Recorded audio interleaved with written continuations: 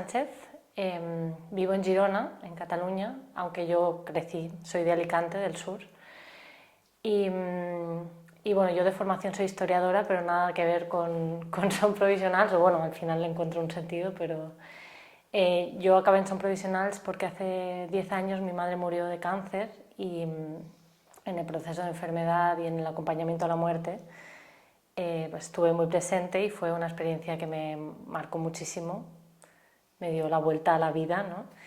Entonces, después de su muerte estuve preguntándome muchas cosas, ¿no? ¿Por qué, sí, como por qué había pasado de esa manera, la despedida en la funeraria, la dificultad de hablar del tema en mi familia, pero fuera, la falta de referencias, ¿no? Como, sí, el tabú, ¿no? Me encontré con el tabú, con la dificultad emocional, con un peso muy fuerte social, ¿no? Y con la industria funeraria. Entonces, a partir de ahí me fui preguntando cosas y encontré el proyecto que ya existía en Barcelona desde 2018 y nada, me metí. Y ahora Som Provisionals no son las personas que lo crearon en inicio, pero me metí yo, luego se fueron metiendo otras personas y aquí estamos.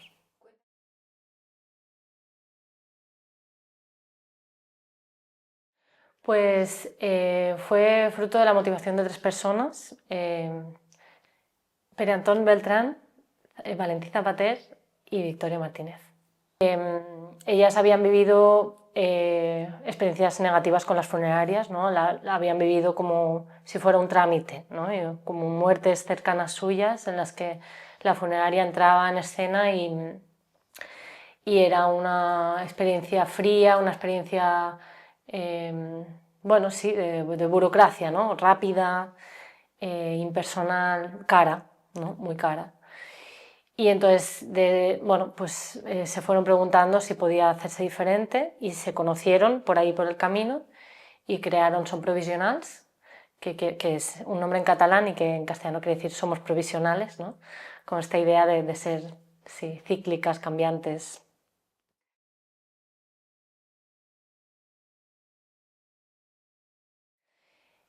Som Provisionals ahora mismo es una cooperativa, fue asociación un tiempo y antes nada, ninguna figura jurídica, era un colectivo, ¿no? Se empezaba desde el activismo y es un proyecto que nace para buscar alternativas a la industria funeraria, principalmente. O sea, ese es el inicio. Luego ha ido cambiando y ha evolucionado hacia donde está hoy, que es un proyecto, una entidad que busca la soberanía de la muerte, ¿no? Como la soberanía de la muerte que definimos como el poder de la gente, ¿no? El poder de las comunidades de elegir cómo se gestiona, cómo se cuida, cómo se acompaña, todo lo que tiene que ver con morir, ¿no? Desde el proceso de morir, a los rituales, a los duelos, a la memoria, a todo lo que tenga que ver, ¿no? Entonces, desde Som Provisionals acompañamos de diferentes maneras y abarcamos diferentes ámbitos, digamos, desde la investigación, divulgación, de información, para que la gente pueda elegir con conocimiento de, ¿no?, en qué marco normativo se mueve, en qué, bueno, sí, como que, qué restricciones hay o qué posibilidades hay, ¿no? También acompañamos al final de la vida, acompañamos en el duelo, hacemos grupos de duelo, hacemos servicios funerarios de alguna manera, así como el acompañamiento en el velatorio en casa, la limpieza del cuerpo, las ceremonias funerales y bueno, sí, otro tipo de asesoramientos también, formaciones, por supuesto, talleres.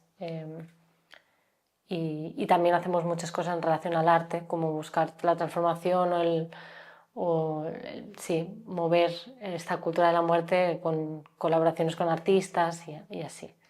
Estamos en Girona, luego actuamos en toda Cataluña, depende de cómo nos llamen, pero es verdad que nuestro lugar principal es Girona. Fue Barcelona en su momento, porque el proyecto nació allí y estuvimos varios años allí, pero ahora es Girona.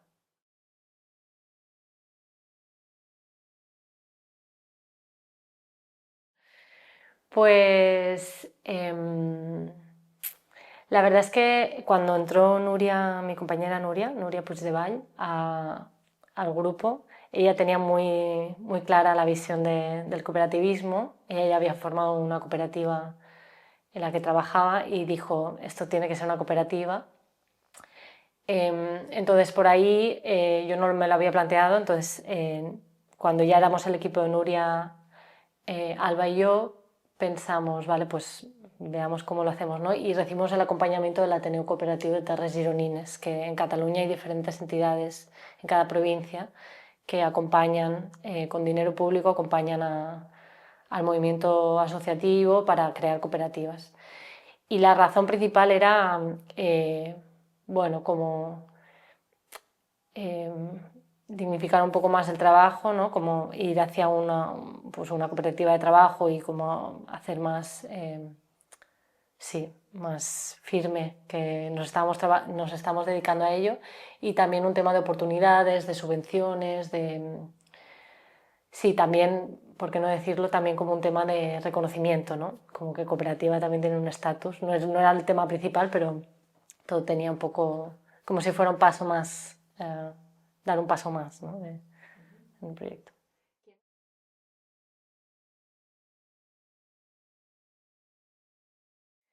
Pues somos Alba Calvo, Nuria Puigdevall y yo, Julia Sánchez. Tenemos alguna colaboradora también, como Marina Sánchez o Irene Milloranza, que puntualmente hacen cosas con nosotras.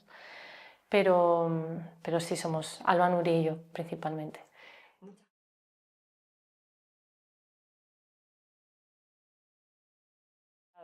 El tema de sostenernos es un tema muy complicado.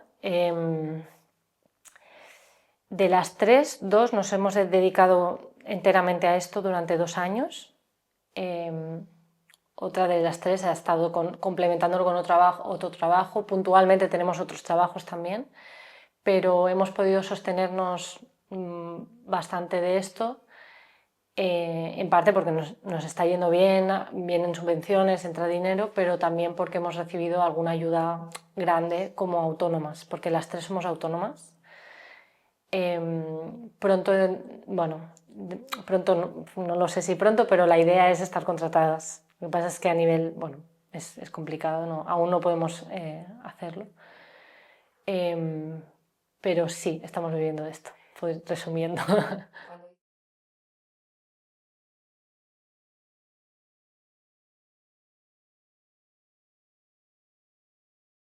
¿Qué significa? Mucha precariedad. ¿Qué significa? Que yo trabajo, como yo soy mi jefa, ¿no? Yo trabajo para mí. Eh, es como la parte bonita, digamos, pero al final es como que, bueno, legalmente, oficialmente yo no estoy trabajando para otra persona, otra empresa. Mi sueldo no depende de que me paguen regularmente, sino que depende del trabajo que yo voy generando. Y por ahí entonces yo me organizo todo, ¿no? O sea, yo soy mi jefa, soy mi sindicato y soy mi pesadilla también. Bueno, aquí en el Estado español, a diferencia de otros países, no sé en Estados Unidos cómo es, pero sé que hay otros países que es más fácil, aquí se pagan muchos impuestos y está complicado, que yo los impuestos no me parecería, o sea, no me parece mal en sí mismo pagar impuestos, pero si van al ejército pues ya no me hace tanta gracia.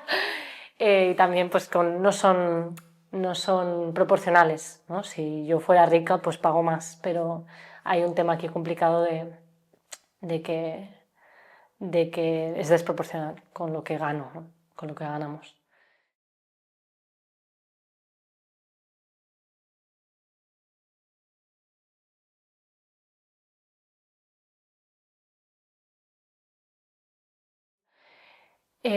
Las colaboradoras serían un poco una figura de personas que entran de manera más o menos regular a estar trabajando con nosotras. Tienen un enfoque laboral, digamos, ellas generan o forman parte de proyectos que sí que son remunerados y digamos que están más firmes y más enfocadas a generar, sí, como cosas que tienen remuneración.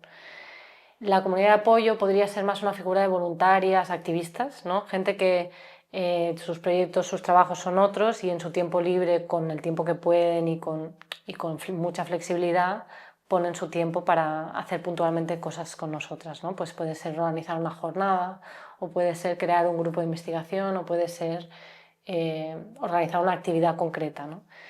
Y entonces, como nos vamos reuniendo con la comunidad de apoyo para ver qué ganas tienen, o sea, lo que va surgiendo sale de lo que ellas traen, ¿no? De las motivaciones, y hacemos propuestas, ¿no? Desde la cooperativa, pero como dejándolo muy abierto. Y las colaboradoras en concreto ahora son dos, han ido cambiando, ¿no? Pues todo cambia. Y una de ellas, por ejemplo, tiene un grupo de duelo a través del movimiento y la danza, porque hace movimiento danza-terapia. Esta es Marina Sánchez, que hace este grupo regular. Entonces, como que de alguna manera ella tiene este espacio que lo hace desde la plataforma paraguas de Son Provisionals, pero ella es como la que lidera eso y decide cómo lo hace, etcétera, ¿no? O sea, siempre coordinada, pero... Y luego Irene Milloranza lo que hace es, conmigo concretamente, juntas estamos en otro proyecto de escuelas de economía popular ecofeminista, y entonces hacemos formaciones sobre los malestares, la salud, la politización de los malestares.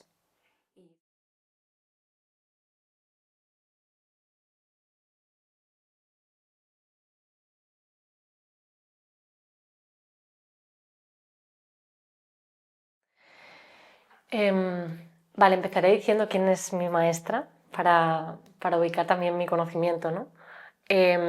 Nosotras, las tres, Alba, Nuria y yo, hemos aprendido de Gemma Polo Pujol, que es una doula referente aquí en Girona y referente en el Estado. Ella tiene una formación de doulas y hace mucho de visibilización y de formación.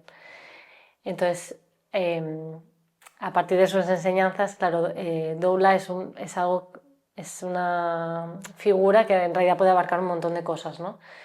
Pero vendría a ser una persona que acompaña, que sirve, que guía en los procesos de muerte, ¿no? Que puede ser una doula, puede estar acompañando a alguien a morir, puede estar acompañando a la familia, acompañar a la persona a morir, puede estar dedicándose al ritual de despedida una vez ya ha muerto, pero también una doula puede estar haciendo talleres, ¿no? Puede estar visibilizando el tema, puede dedicarse a una esfera, ¿no? De todo esto. Quizá de manera más clásica o evidente, como una de doula, es que acompaña a la muerte, ¿no? Pero como esta mirada amplia de que en realidad es una persona que puede estar acompañando emocional, espiritualmente y también burocráticamente a lo que tenga que ver con morir y acompañarse y cuidarse en los duelos y las despedidas.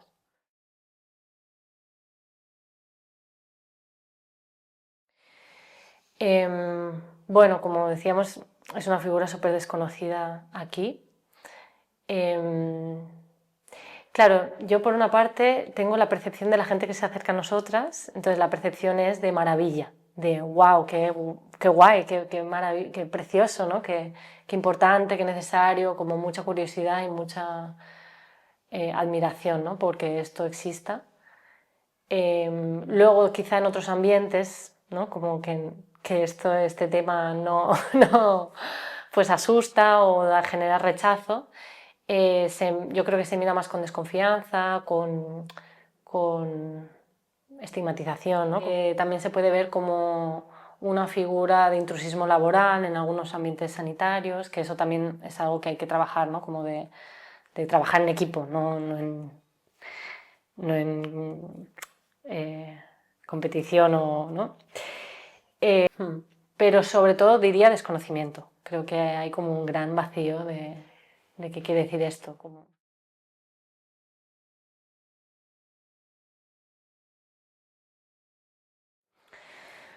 Mm, Creo que sí que la Iglesia Católica ha tenido el monopolio de los grandes momentos de la vida durante muchos siglos. Quizá ahora está siendo desplazada por el sistema sanitario, ¿no? Eh, sí, creo que las dos grandes instituciones médico, farmacéutica y eclesiástica tienen poder y autoridad, ¿no? Son las expertas, son las que saben, son las que tienen que estar, ¿no? Quizá en un ambiente más ateo-laico es más la institución médica, quizá en otros son más o se mezclan. Pero sí que claramente las dos instituciones marcan mucho el miedo, marcan mucho el conocimiento que hay, la ignorancia que hay y marcan mucho el, el que la gente sienta que no es ella la que puede hacerlo, ¿no? Al final esta figura de, pues esto, de experto y de poder que va a saber mejor que nadie. Claro, también con el tema de la Iglesia Católica pasa que las personas, comunidades que vienen de tradición cristiana católica, parece que cuando ya no están en el catolicismo tienen un vacío y es como, bueno, y entonces, espiritualmente, ¿qué hago? ¿No? Entonces creo que estamos en un momento cultural así de ver qué hacemos, qué hacemos con esto, con estos vacíos, con esta necesidad de conexión, de trascendentalidad.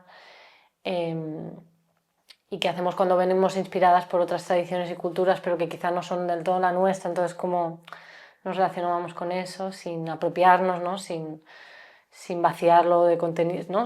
Bueno. Entonces, claro, la Iglesia Católica también marca mucho cómo nos despedimos, ¿no? O sea, en los rituales, claramente, porque el modelo laico sigue siendo católico. O sea, católico sin simbología y sin vocabulario, pero es misma disposición de los objetos, mismos tiempos, mismas acciones, ¿no?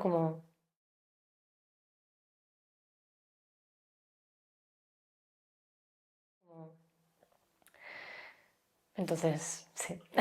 Has hablado del personal sanitario, vamos a hablar un momento de cuál es vuestra relación con el hospital y el personal sanitario en general, cómo Sí. os perciben, cómo os ven, qué relación tenéis, cómo se trabaja en esto. Pues en nuestro equipo, Alba Calvo es enfermera y ha trabajado muchos años en oncología, en paliativos y ella trae mucho la mirada de la necesidad de hacer equipo, ¿no? Y de cuidar mucho ese vínculo. A mí se me pierde a veces bueno, no me doy cuenta de que esto sea un conflicto o un posible conflicto, entonces siempre que nos hemos acercado, bien porque nos han pedido alguna formación o bien porque nos hemos acercado a ofrecer información o lo que fuera, siempre ha sido haciendo esa pedagogía, ¿no? Y valorando mucho, ¿no? También agradeciendo el servicio sanitario, siempre defendiendo la sanidad pública. La sanidad pública nos salva, definitivamente, hay que defenderla. Entonces nuestro lugar ahí ha sido más como complementar o ser un apoyo y también de aportar una visión de cuidados dentro del sistema sanitario, ¿no? Como que las mismas enfermeras, médicas, todo el personal de un hospital pueda cuidarse con el tema de los duelos y la muerte, porque es un lugar donde hay muerte constantemente, ¿no? Y muchas veces se ven muy solas o no hay espacios, los ritmos son muy duros, ¿no? Bueno. Entonces, creo que resumiendo podría decir como que el enfoque es ayudarnos, compartir información, sumar. eh, y además vemos mucho interés también por parte del personal sanitario de hablar de la muerte, de cuidarse en eso, de cambiar el modelo de alguna manera. Luego, tengo que decir también que aquí en Cataluña hay un modelo de PADES, ¿no? de un servicio de... A ver cómo lo explico. Es que no recuerdo las siglas, pero el PADES es un servicio de atención domiciliaria en paliativos, ¿no? Que también hay en el hospital, pero es un equipo de profesionales de la salud, psicólogas, trabajadores sociales que van a las casas, si es necesario, para acompañar en paliativos a sus pacientes. Y en Cataluña hay muy buen servicio de esto. En todo el Estado español existe, pero en Cataluña funciona muy bien. Yo en el acompañamiento a mi madre estábamos en Alicante y el PADES fue impresionante, genial. Entonces, claro, es como no se trata de sustituir nada, ¿no? Sino de que, bueno, ahí donde no se llega o incluso incorporar doulas en el sistema sanitario, ¿no? Que esto es otra cosa, como incorporar esa figura de persona que acompaña emocionalmente, espiritualmente o que tiene, sí, un seguimiento más de la relación, ¿no? del vínculo de los procesos.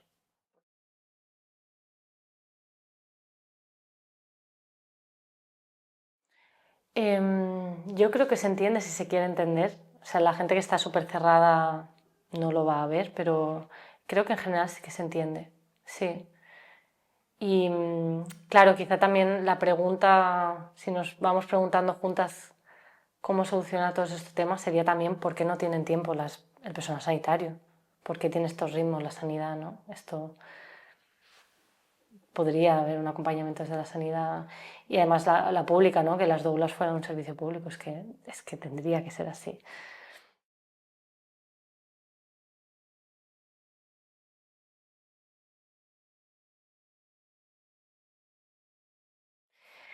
Vale, cuidar el morir.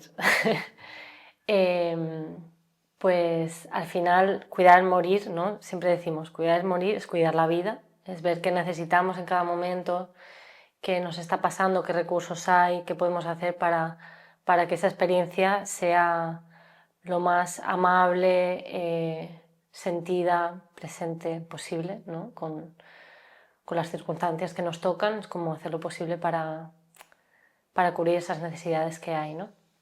Emocionales, espirituales, físicas, de todo, económicas. Y claro, cuidar y morir no es posible sin comunidad, ¿no? Como hay que salir de esta idea de mi necesidad individual, ¿no? Sino como cuidamos, siempre vivimos en comunidad, aunque estemos aisladas, siempre dependemos de alguien, ¿no? Entonces, cuidando el morir en comunidad, reforzar la comunidad, la idea de comunidad es visibilizar, valorar que siempre necesitamos a otras, que somos interdependientes y siempre vamos a necesitar a otras y que en momentos de mayor vulnerabilidad se hace más evidente y más urgente, ¿no? Porque podemos vivir así como que, ay, no, no, yo independiente, autónoma, no sé qué, no, pero no, no, siempre vamos a necesitar a alguien en nuestro momento más independiente también, porque lo que comemos, porque todo lo ha hecho otra persona o ¿no? Otros seres de la Tierra, etcétera, siempre somos eco-interdependientes, etcétera. Pero, y en el morir concretamente es un momento muy vulnerable, muy profundo y necesitamos siempre una red. Entonces, cuanto más cohesionada y cuidada está la comunidad misma, mejor cuida también a las personas que mueren, ¿no? Y se evitan sufrimientos extra, porque morir puede ser un momento doloroso, despedirse, es un momento, ¿no? Perder a alguien querido. Son momentos muy fuertes, muy duros, pero también muy bonitos. Entonces hay un sufrimiento extra que se puede evitar. Y ahí es donde es importante cuidar el morir y hacerlo en comunidad, ¿no? Porque también se puede descuidar el morir, ¿no? Y en ese descuidar pasan cosas que dejan heridas que luego afectan mucho a la vida y a la sociedad, ¿no? Como heridas que nos pueden hacer un daño muy grande, ¿no? De traumático, de vivir peor, ¿no? Y el amor, bueno, pues al final tiene que ver con una manera de estar, ¿no? Con una manera pues generosa de acompañar, de ver a la otra persona, de, de acompañar en sus necesidades, ¿no? Pues sin imponer lo que tú crees que es mejor, sin juzgar, ¿no? Como entendiendo que cada vida, cada muerte es única de ese momento, de esas personas o esa persona y que el papel ahí es intentar lo posible cubrir esas necesidades. Con humildad también, ¿no? De hasta dónde llego, porque no podemos hacerlo todo. Pero al final yo creo que el amor tiene que ver con ese cariño y ver a las personas pues con, pues con esa humanidad, no sé.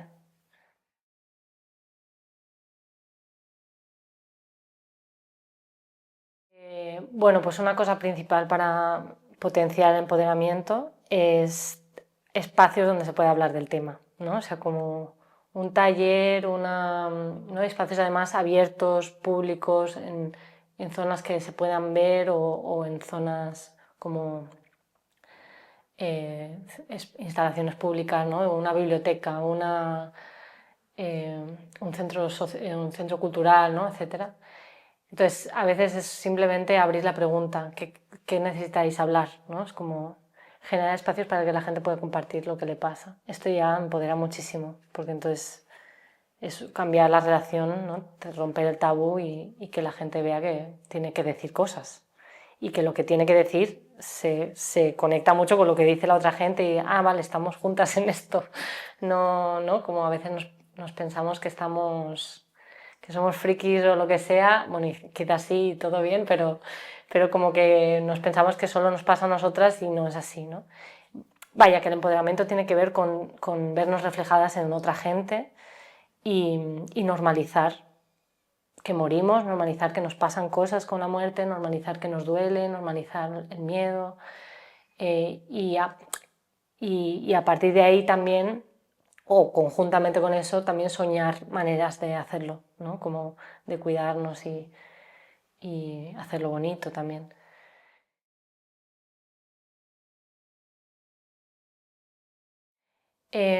Los acompañamientos al final de vida, hospital y casas, sí. Luego más del duelo, acompañamiento al duelo, nosotros hacemos un espacio en un centro cívico, un centro cultural público aquí en Girona. Luego nosotras siempre nos movemos por instalaciones públicas, bibliotecas, centros ateneos, ¿no?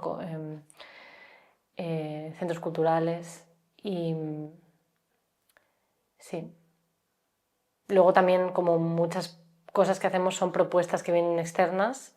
Hay muchos talleres o encuentros sobre la muerte que hacemos en el propio espacio de la propia entidad o institución, ¿no?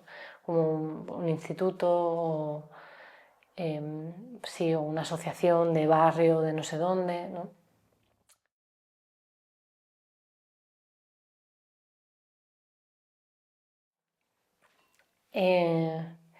Una muerte digna tiene que ver con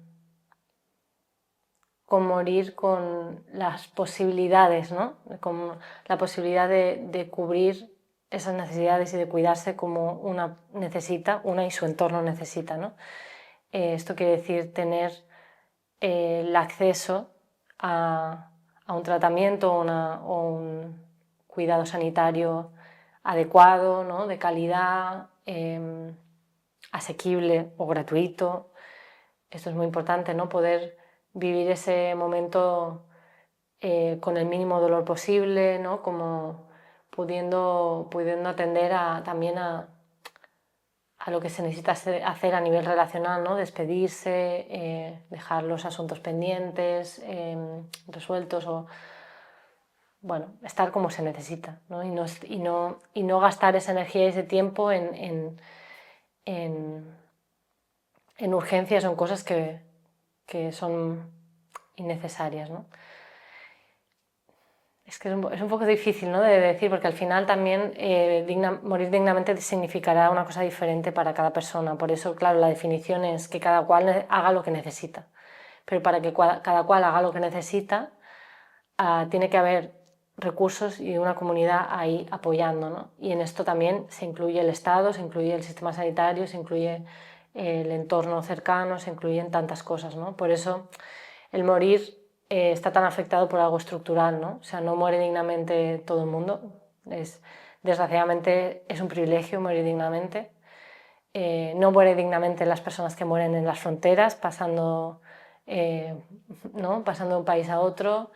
No muere dignamente el pueblo palestino, no muere dignamente la gente que vive en la calle, no muere dignamente, ¿no? O sea, hay colectivos y realidad, ¿no? Pueblos, colectivos, territorios donde se priva de la posibilidad de morir dignamente, ¿no? Porque se impone la muerte y la miseria y sí, como que es muy estructural.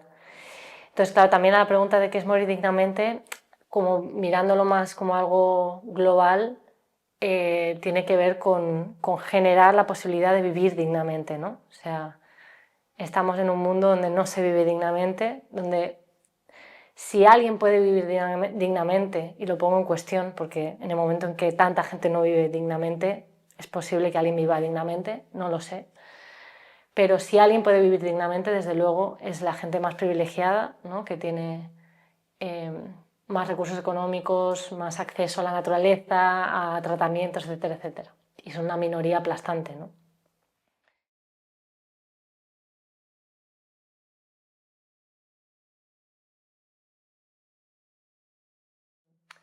Definitivamente hay un gran desconocimiento. O sea, no hay una asignatura en medicina, no hay una asignatura en enfermería, no hay una asignatura en auxiliar de enfermería. O sea, hay un gran desconocimiento y casi parece que es aposta, ¿no? Es como, vamos a ver.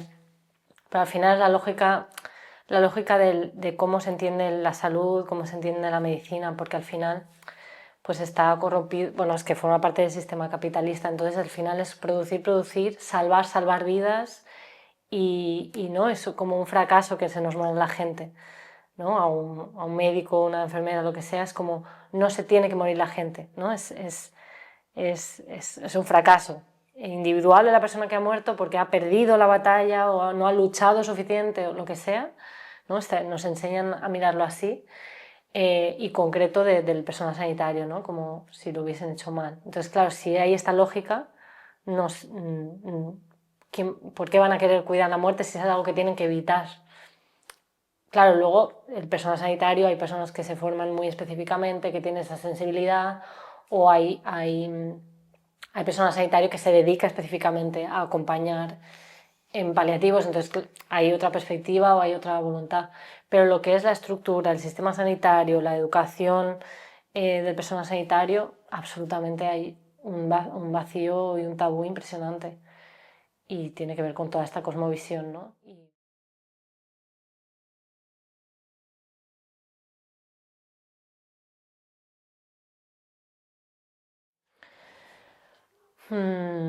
Claro, voy a generalizar porque esto, o sea, no me voy a basar en estudios ni mi percepción totalmente.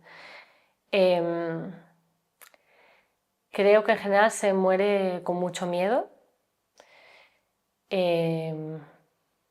como se muere como con sorpresa, como nos morimos, ¿no? Entonces se muere con desconocimiento, ¿no? De qué es morir y de qué necesitamos. Se muere con mucho trauma, con mucha dificultad para hablar de las cosas, como quizá no sé cómo decirlo, como falta de recursos emocionales y falta de memoria sobre cómo se hace eso, ¿no? A ver, así generalizando, creo que sí. Y se muere también muy como escondiéndonos, ¿no? O sea, al final el tabú pesa. Aunque tu entorno lo lleve bien o lo viva más normalizado, luego si cuesta explicarlo fuera, si el input social es, claro, la gente le asusta, ¿no? O sea, hablar de tu tristeza y de tus muertos es hablar de su tristeza y sus muertos, ¿no? Entonces, si la gente no sostiene, evita, huye o no tiene recursos para su propia historia, es como no va a poder abrazar la historia de las otras, ¿no? Y así es como, ¿no? Yo con mi propio duelo era, claro, veía la dificultad de la gente para ver a alguien triste, profundamente triste y simplemente estar ahí, sí, ¿sabes? Sin intentar que yo estuviera contenta, es como, no, yo necesito estar triste y está bien, quiero estar triste ahora mismo, porque es lo que necesito.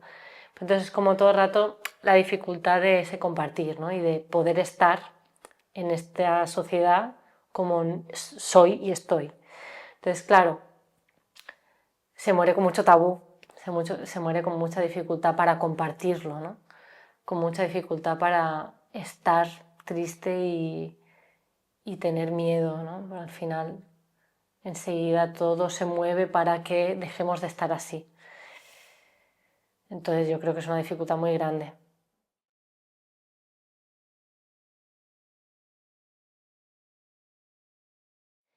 Pues yo pienso que, a ver, yo pienso que el capitalismo, el capitalismo tiene esta cosa de utilizar la naturaleza, eh, explotarla de manera ilimitada, ¿no? No respeta los ciclos naturales de regeneración, de creación, sino que crea, modifica para poder generar mucho y generar todo este consumo, y entonces entiende y se relaciona con la naturaleza como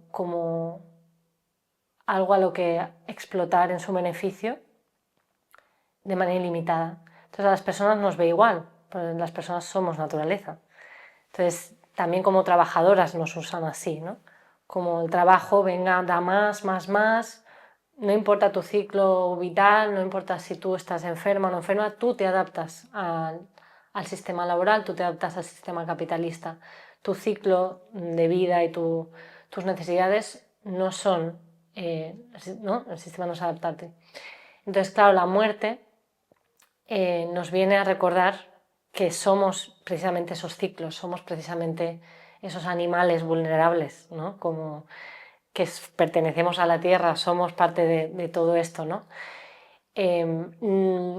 Convencernos del imaginario capitalista de que somos inmortales es muy conveniente, porque entonces nos creeremos que cuando enfermamos o morimos es un fracaso.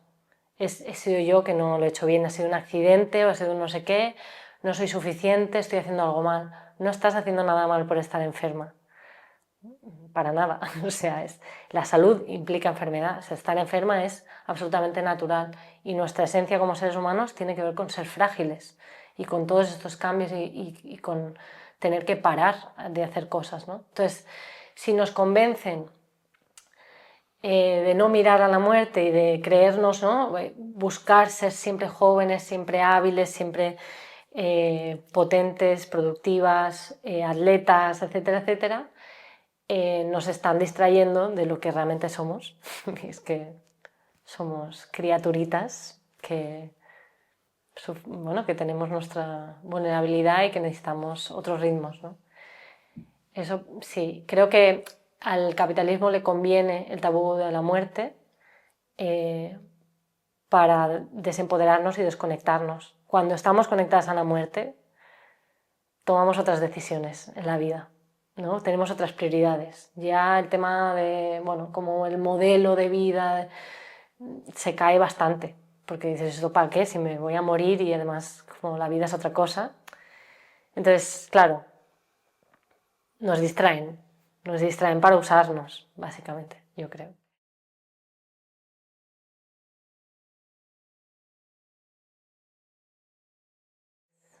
A ver, no diré que siempre estoy súper conectada porque yo caigo mucho también en preocuparme por cosas que luego pienso, esto no es un problema o no tiene por qué serlo, ¿no? Pero cuando estoy conectada con la muerte, con la finitud, con lo espiritual, pues es un alivio porque dices, pues voy a ir a las cosas bellas, voy a dedicar mi tiempo a disfrutar y estar con la gente a la que quiero y hacer cosas bonitas, como de eso va la vida, o sea, de estar bien con la gente a la que queremos y hacer que las cosas sean bonitas, ¿no? Como la belleza, el placer, el cuidarse, el aprender, ¿no? Como todo esto. A ver, también muchas veces me genera mucho miedo, ¿no? Conectarme con la muerte, porque yo vengo de una tradición, bueno, como católica cristiana, con todo esto del infierno y tal, pero como resignificada a un ateísmo, ¿no? Entonces yo he crecido con ese vacío de qué hay después, ¿no? Pero en general y en mi camino y cada vez más, lo que me conecta tener presente la muerte y sentir la muerte es con amor y con la belleza, sí, con mucho agradecimiento y con muchas ganas de sentir cosas bonitas y compartir.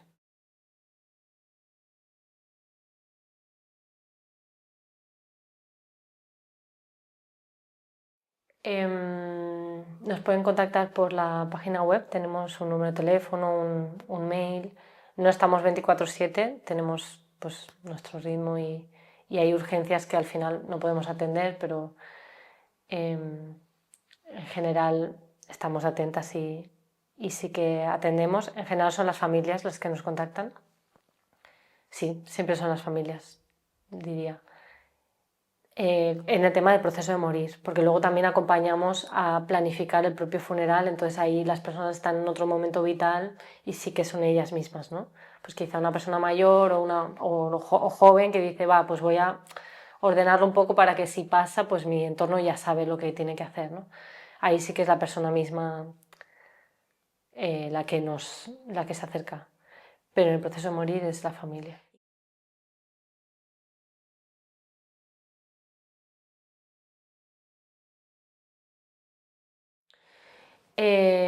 Yo creo que es para sentir un apoyo y a dar los pasos más seguras, sí. Como mucho miedo a equivocarse, necesidad de una figura de lo estás haciendo bien, pero al final muchas veces hacemos esto. Lo estás haciendo genial y como reafirmar en lo que la gente ya está intuyendo, ¿no? Y bueno, alguna recomendación o cosas puntuales, pero... Y a veces también puede ser también un rol de comunicación entre la familia y la persona que se está muriendo. Como que a veces hay esta dificultad para decirse las cosas o planificar cosas, entonces por ahí que entremos en escena puede ayudar a desbloquear sí, como a facilitar esa conversación, esas conversaciones.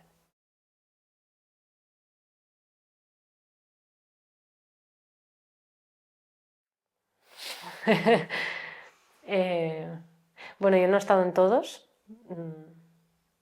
pero no sé qué he aprendido.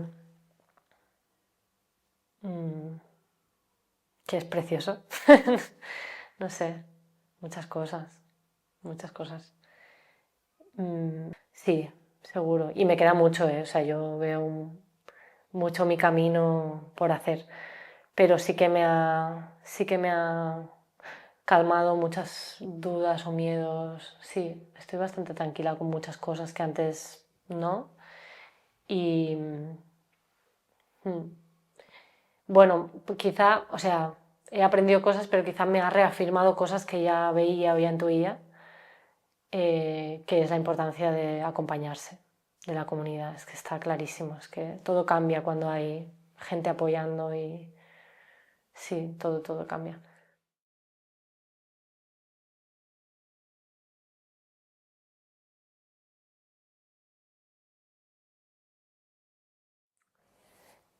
La verdad es que no, como a veces, bueno, yo al principio cuando empecé con esto me imaginaba grandes, cosas muy grandes, cosas muy diferentes, ¿no? Como rituales como, sí, muy diferentes. Y luego me fui dando cuenta conforme nos venían las familias que no por, o sea, que a veces los detalles, unos pequeños detalles ya marcan la diferencia, ¿no? Como quizá no tenía que ser tan diferente a las ceremonias laicas que ofrecen otras, ¿no? Unas funerarias que... Pero sí que hemos visto que pequeños detalles marcan mucho la diferencia, como el vocabulario que se utiliza, o bueno, la conexión emocional con la familia, el tener un tiempo también para estar con la familia y que, y que todo el proceso sientan y sea suyo, ¿no? Como de, esto te parece bien, te gustaría que pasase esto o no, ser muy flexibles con la familia, ¿no? Entonces, creo que es una manera de estar con la gente que agradecen porque en general no es así, en general hay un protocolo, hay una manera de hacer la ceremonia y hay cosas que encajan y hay cosas que no. Entonces hay que adaptarse más a... Luego también creo que nombrar, es que parece una tontería, pero no lo es, ¿eh? Como yo las ceremonias que he estado y no se ha hecho de nombrar que el cuerpo está presente, que la persona ha muerto con la palabra muerte, a, a mí me ha alucinado un montón lo que cambia que se nombre. Y es que parece una tontería, pero se pasa tanto que en las ceremonias no se nombre, que en las ceremonias mismas haya el tabú de decir, el cuerpo está aquí, ¿no? Como podéis venir a, ¿no? tocarlo o o esta persona ha muerto, no se usan siempre eufemismos, ¿no? Como hay mucho miedo también no sé, también bueno, mucho tabú y mucho miedo a la muerte, pero también del dolor, ¿no? Es como, son muy contenidas las ceremonias muchas veces. Y claro, hay muchas cosas que nosotras, aunque hagamos propuestas, tampoco podemos cambiar, porque es la gente la que elige la ceremonia que tiene. Entonces también yo fantaseo con la mía y claro, o sea, no tiene nada que ver. Pero yo no puedo decirle a la gente, no, esto es mejor. Es mejor para mí, pero no es mejor para ellas, ¿no? Si ellas necesitan esto y lo otro, es maravilloso. No se puede forzar eso, ¿no? Creo que el cambio también tiene que ser cultural y muy de poco a poco y de todas juntas.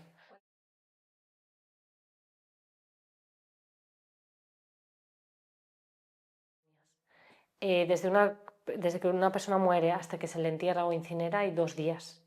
Quizás se pueda alargar a 3, en casos muy especiales porque tiene que haber un transporte de lejos o una investigación policial o lo que sea, pues se puede alargar, pero en general todo el mundo tiene 2 días.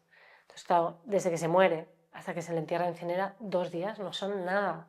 O sea, no sales del shock, es que no son nada. Entonces, claro, lo que tienen que hacer las personas es, primero de todo, si están en casa, llamar al médico o médica para que certifique la defunción y luego, sin prisa, pero sin pausa, pues llamar a la funeraria.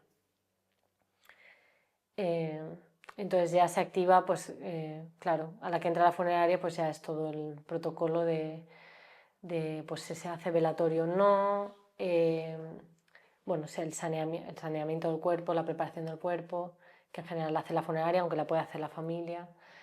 Luego el velatorio, pues eso, el velatorio que se elija puede ser en casa o en la funeraria, pueden ser X horas, menos, más. Y luego ya sería la ceremonia funeral. Y después de la ceremonia funeral o incineración o entierro. Que a veces en realidad la incineración puede ser antes y en la ceremonia funeral están las cenizas, ¿no? Esto puede cambiar. Pero claro, es como el protocolo se ve muy afectado por tener 2 días. Porque además pues hay mucho trabajo que hacer, ¿no? Convocar a la gente, comunicar dónde pasan las despedidas, que la vida pare ¿no? Para estar en esto.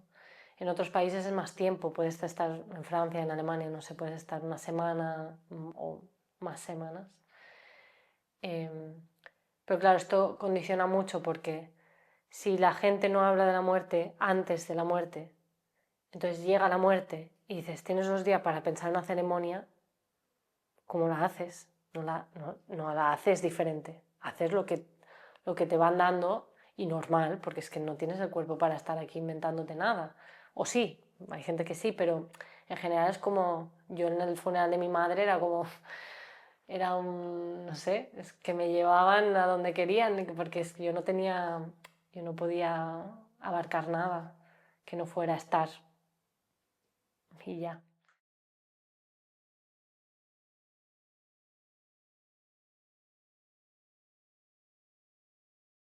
Pues en el Estado español el sector funerario es un sector liberalizado. Esto quiere decir que las empresas tienen una flexibilidad y un margen de maniobra mucho más amplio, ¿no? Y que desde que se liberalizó en los años 90 han entrado empresas multinacionales en el mercado con mucha fuerza y han ido comprando y privatizando pues funerarias, ¿no? Entonces, para hacernos una idea, en el Estado hay como 1.000 empresas funerarias y de estas 1.000 son 5 las que más facturan y son las que se llevan, o sea, las que tienen el monopolio en los territorios, porque están repartidas en el territorio y son las que más fuerza tienen. Pues aquí en Cataluña es Mémora, luego pues en Madrid, pues Altima, Funespaña, bueno, hay diferentes. Pero claro, son empresas multimillonarias que imponen precios, que imponen unos modelos y unas lógicas, ¿no?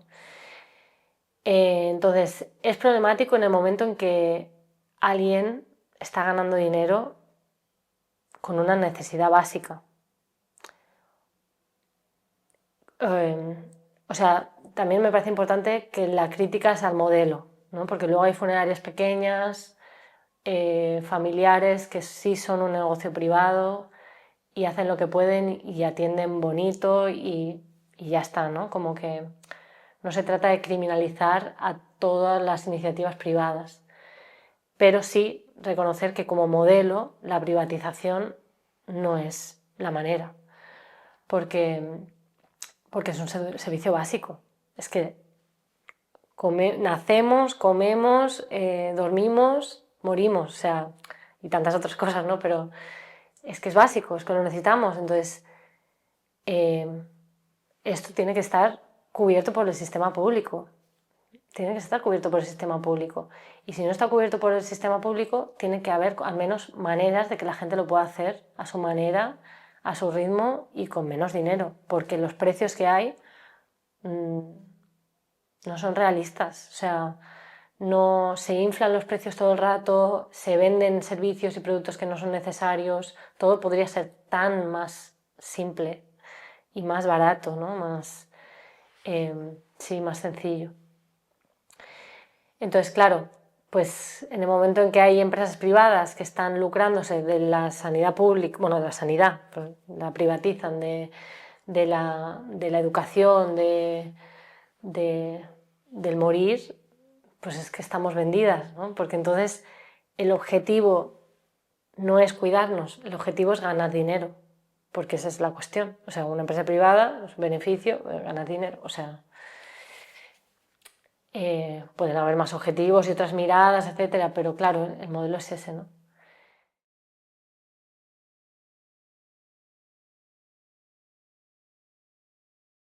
Pues en el Estado español la media es de 3.700 euros, pero hay lugares donde, por ejemplo en Girona, son más de 5.000 para arriba. Luego hay pueblos donde es más barato, etcétera. Claro, nos venden muchas cosas, nos venden flores, que si las comprásemos en una floristería de confianza serían más baratas. Nos venden la urna de las cenizas, nos la venden cuando no es obligatorio y podría ser un recipiente de mi casa. Yo puedo coger un bote de colacao y poner las cenizas ahí, pero no nos dicen que esto no es obligatorio. Yo podría hacer mi propia urna de cerámica y ponerla en... Luego claro, muchas veces nos desaconsejan o no nos explican que los velatorios en casa son posibles. Entonces, un velatorio en casa es mucho más barato porque no tengo que alquilar la instalación del tanatorio. O que las ceremonias no tienen por qué ser en el tanatorio tampoco, pueden ser en un espacio público, en un parque, es que en muchos sitios puede ser la ceremonia. Entonces, claro, no nos ayudan o no nos desaconsejan o no sabemos deslocalizarlo de la funeraria y todo se centraliza en la funeraria y todo el dinero va a la funeraria y todo es muy caro. Sí, y es que además también es que inflan los precios, luego los ataúdes son carísimos, podrían ser mucho más baratos, o sea, podrían ser ataúdes sencillos de pino o incluso de cartón, o incluso si cambiasen las leyes, que ahora no es tan posible, pero podrían no haber ataúd y que haya una mortaja, la tela, o sea, ya está. ¿Por qué tanto árbol talado? ¿Para qué? ¿No? Los cementerios podrían ser diferentes porque aquí no se entierra prácticamente en tierra. Bueno, en tierra natural, casos muy puntuales, pero en general todo es hormigón, pero además se hacen los nichos, ¿no? Que son, los cuerpos están en edificaciones, ¿no? Como una colmena, ¿no? Así. Entonces, claro, pues aparte que es un modelo absolutamente nada sostenible ambientalmente, es como que genera más necesidad o más productos cuando podría ser todo muchísimo más sencillo. Sí, es como es esto, ¿no? Muchas veces las funerarias nos venden packs de cosas, ¿no? Lo de las flores parece una tontería, pero es como flores muertas que son súper caras. La flor podría estar viva, podría ser una planta con maceta o hay muchas maneras de hacer las flores vivas y podría ser mucho más barato, es que no... Luego el tema del precio también Bueno, tendría que estar subvencionado por el Estado, esto claramente, bueno, mi opinión, claramente, pero aunque hubiese empresas, o sea, si hubiese empresas públicas, si la institución funeraria fuera pública, podría el modelo ser el mismo, aunque no nos costase tanto dinero, no nos costase nada, y también sería problemático, porque al final el modelo no solo falla en que es inaccesible a nivel económico, sino en imponer unos ritmos y unas lógicas que son una cajita muy pequeña, ¿no? Por esto los tempos, que es súper clave, pero también por esta falta de creatividad, por esta falta de hacer, de hacer que la gente realmente elija cómo lo hace, cómo se despide.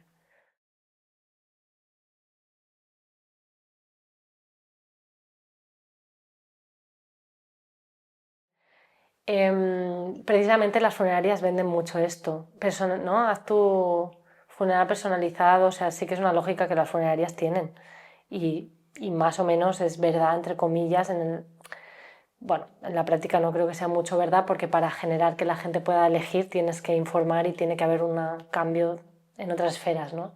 No vale con decirte, no, si tú eres libre, ¿libre de qué? Si no sé qué puedo hacer y qué no, y además me estás mintiendo o, o dando información confusa, ¿no? Entonces,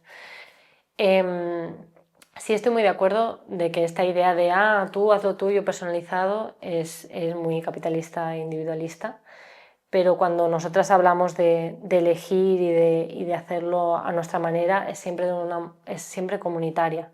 No es como que yo quiero hacer esto y lo otro, no, yo hablando con mi entorno, tenemos que ver lo que necesitamos y podemos hacer y sostener y pensar las despedidas juntas y crearlas juntas, ¿no? No es como, por eso también cuando yo pienso en mis voluntades no puedo decir, mi voluntad y punto. Bueno, mi gente tiene que decir lo que necesita y quiere también.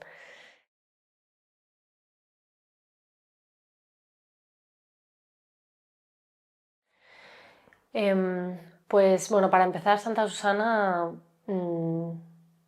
claro, hay algo de conexión relacionalmente, ¿no? Cuando nosotros las hemos conocido, pues a principio, hace años ya, fue más como, una funeraria sin ánimo de lucro, que esto no, solo hay una en Cataluña y son ellas.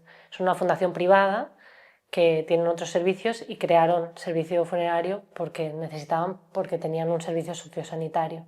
Entonces vieron la necesidad, querían hacerlo a su manera, porque veían que las funerarias no atendían como ellas con su mirada, ¿no?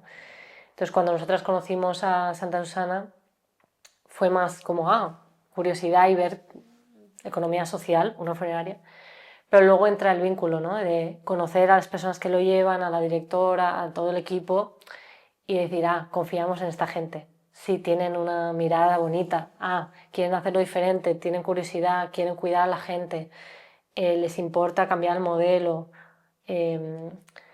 Entonces, en ese confiaron en nosotras y nos propusieron hacer ceremonias, las laicas, ¿no? Y ir viendo juntas qué funciona y qué no funciona, ¿no? Porque trabajamos mucho en equipo, nos dan mucha confianza y de decir, proponer y ver lo que, lo que creáis conveniente con la familia en concreto, ¿no? La funeraria nos explica que hay una familia, que será el funeral tal día, etcétera. Si podemos, decimos que sí y entonces cuando decimos que sí nos pasan el contacto de la familia, que puede ser varias gente o una persona, depende de la realidad de quién se está encargando, etcétera. Entonces hablamos con esa familia y nos explican pues un poco, les preguntamos qué quieren que... Bueno, les explicamos más o menos cómo solemos hacer los funerales, siempre diciendo que todo puede cambiarse, que 10 minutos antes del funeral puede cambiarse también. Y entonces les preguntamos qué quieren que expliquemos sobre su ser querido que ha muerto, qué piensan que es relevante explicar sobre su vida, sobre su muerte también. Luego también ¿no? les explicamos el guión que diseñamos de cuándo irían las músicas, las canciones que quieren que pongamos o los parlamentos, ¿no? De quién sale a a hablar. Luego si vemos que hay niños o gente joven, también les proponemos si quieren que participen de alguna manera, si quisieran sí, como decorar el espacio con dibujos o hacer algo en concreto. Depende de lo que nos explican y lo que le gustaba a la persona que ha muerto, pues también les proponemos hacer algo diferente pues os gustaría que hubiese, yo qué sé, que hacer un brindis o os gustaría bailar en algún momento sí, o poner fotos o encender, sí, escribir mensajes, ponerlos en una caja, ¿no? Como diferentes maneras de, sí. Y al final también muchas veces la gente está tan agotada que también quiere ir a lo sencillo y que también van a haber muchos momentos de despedida, ¿no? Ese es un momento, pero luego van a haber otros que van a ser suyos y que van a ir viendo. Entonces, muchas veces también el funeral se convierte en este momento que hay que sostener, que la familia tiene que sostener también para todo el entorno grande, que a veces es como, claro, gente que no es el entorno más íntimo, entonces a veces ese funeral tiene que ser algo un poco que quepa todo el mundo y en ese todo el mundo es como, bueno, pues vamos a algo que es conocido, ¿no? Entonces a veces yo creo que quizá la gente quiere hacer cosas muy diferentes, pero las hará después con su entorno más pequeño.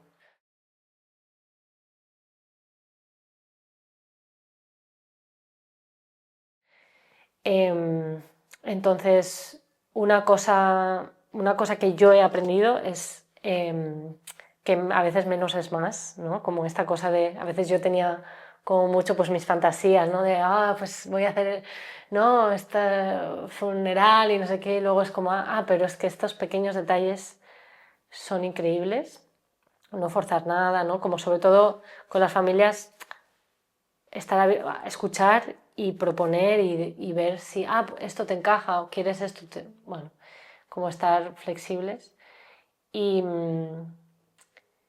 sobre todo es esto, ¿no? Como el trato, o sea, es como, bueno, en mi camino ha sido más ver este equilibrio súper extraño y complicado de emocionarme y estar ahí, sentirlo, pero no es mío, o sea, yo estoy ahí para conducir, guiar, acompañar, entonces no es mi ser querido, no es mi funeral, no es... Entonces como es no ser fría y distante, emocionarme y sentir esa conexión con el dolor o con la tristeza de ese momento, pero yo estoy en mi lugar y no dejarme llevar por eso tampoco, ¿no?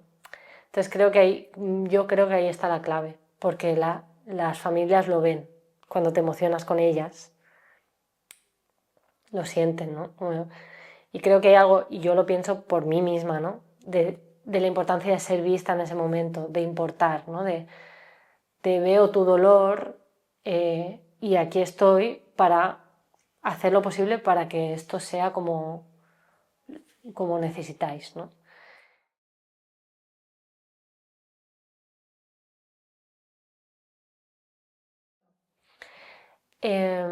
Nosotras tenemos 2 grupos de duelo y también ofrecemos acompañamiento individual. Suele ser a la misma gente que está en el grupo de duelo, pero no tiene por qué. Y esto lo hacemos con otra asociación también de Girona que acompaña el duelo, estamos en colaboración. Entonces nosotras anunciamos que existen estos grupos y la gente contacta y le explicamos un poco y si quieren venir vienen sin que sea obligatorio venir a todas las sesiones, cada cual que haga lo que necesita. Se pagan las sesiones, pero siempre con flexibilidades. Si un mes no puedes pagar, pues no hace falta. Son grupos que más o menos van entre 5 y 10 personas, se hacen mensualmente y normalmente somos 2 acompañando, 2 en cada grupo del equipo. Suelen ser Alba y Nuria las que se encargan de esto.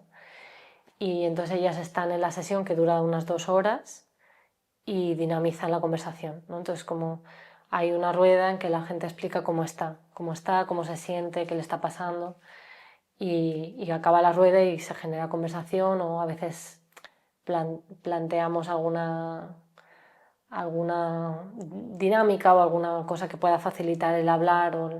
Sí, pero es tan sencillo como hablar.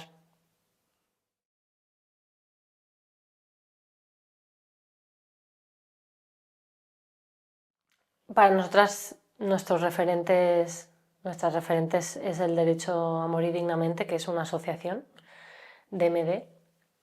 Es la asociación pionera, bueno, es que son increíbles. Llevan muchos años, décadas, trabajando incansablemente con estos temas, y son la gente, miles de personas, que han conseguido que se legalice aquí en el Estado español. Entonces, nosotras no investigamos ni analizamos la ley porque ya lo hacen ellas y lo hacen increíble. Entonces, claro, son nuestra fuente. Sí, lo explicamos, nunca profundizamos, siempre damos de referencia a DMD. Y alguna vez ha venido gente, por una cosa es un taller, ¿no?, que damos mucha información, entonces damos la referencia de, mira, ¿quieres más información? Búscalo aquí, o contacto con DMD o tal. Esto es una cosa que entonces ahí no tocamos nada, casi nada, pero cuando viene alguien pidiéndonoslo directamente sí que lo miramos mejor. Entonces ha habido alguna persona que nos ha pedido información de qué pasos hay que seguir para pedirla, entonces ahí hemos ido diciéndole, mira, pues tienes que ir a tu médico o médica de referencia, pedirlo y entrar en estos trámites y tal, ¿no? Como ahí sí que hemos ido acompañando un poco más burocráticamente.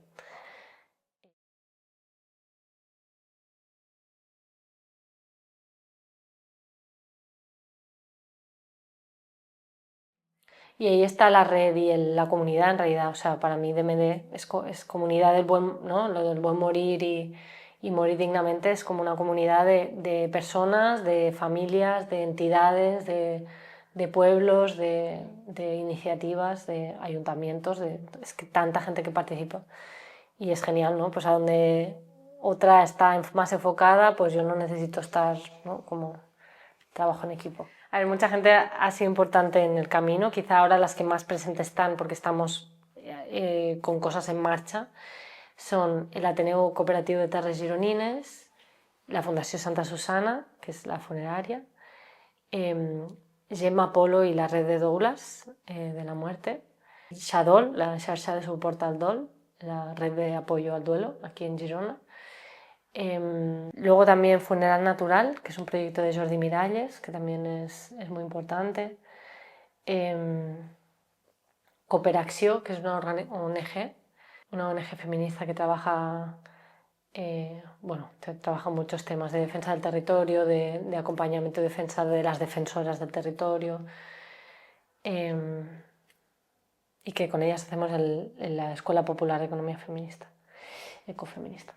La Reser, que es una cooperativa de consumo funerario, también son grandes compañeras. La asociación Habilis, que es una asociación que trabaja con salud mental con perspectiva comunitaria. El colectivo Duda, que son artistas, hacen investigación artística alrededor de la muerte. Luego también la red de la xarxa del dret a cura, que es la red de derecho a cuidados, que es una iniciativa ciudadana que lleva unos años y que está moviendo el tema de crear como unas bases de cuidados. La Semilla Migrante, que además son amigas, son compañeras y amigas, que ellas trabajan diferentes temas sobre racismo, ¿no?, como estructural, violencias, acompañamiento a jóvenes y tal, y también duelo migratorio, que esto es algo que hemos trabajado con ellas. La plataforma de Cures, que es una plataforma de diferentes entidades del sector de los cuidados, que se ha organizado para ofrecer acompañamiento a trabajadoras de los cuidados, dignificar su trabajo, acompañarles para obtener los papeles, formarles para cuidar. Un colectivo de teatro espontáneo, La Foguera, con ellas hemos hecho cosas muy bonitas últimamente y estamos colaborando también para hacer teatro espontáneo y cuidado del duelo en comunidad y tal.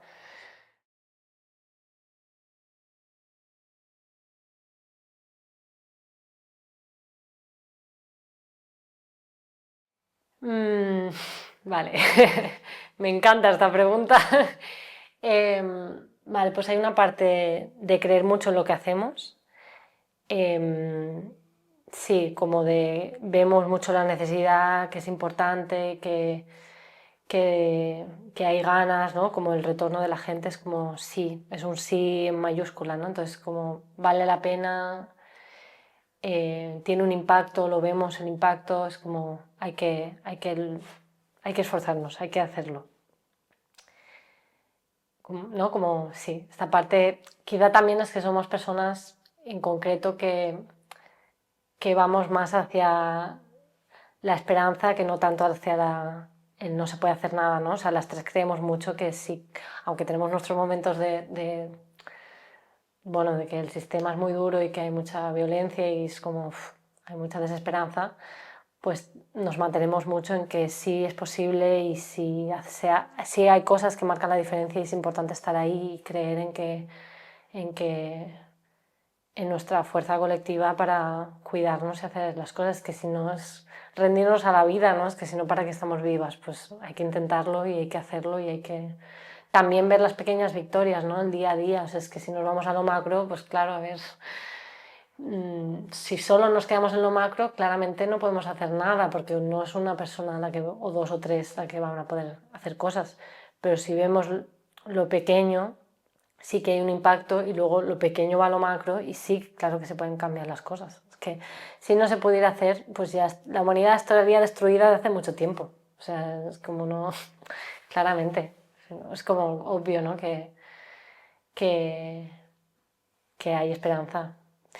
Por otra parte, también, una cosa que nos mantiene mucho con este proyecto, aunque a veces cuesta tirarlo adelante, o la precariedad, ¿no? Como la dificultad económica, las dudas o lo que sea, es que somos un equipo que nos entendemos mucho y nos cuidamos mucho.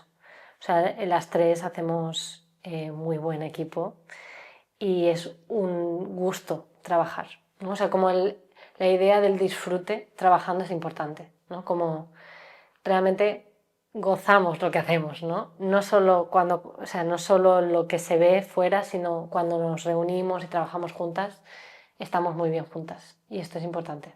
Esto, si esto hubiese fallado, no creo que hubiésemos llegado hasta aquí. No, haríamos otras cosas con el tema, pero no estaríamos avanzando hacia lugares tan interesantes o que nos gustan tanto, ¿no?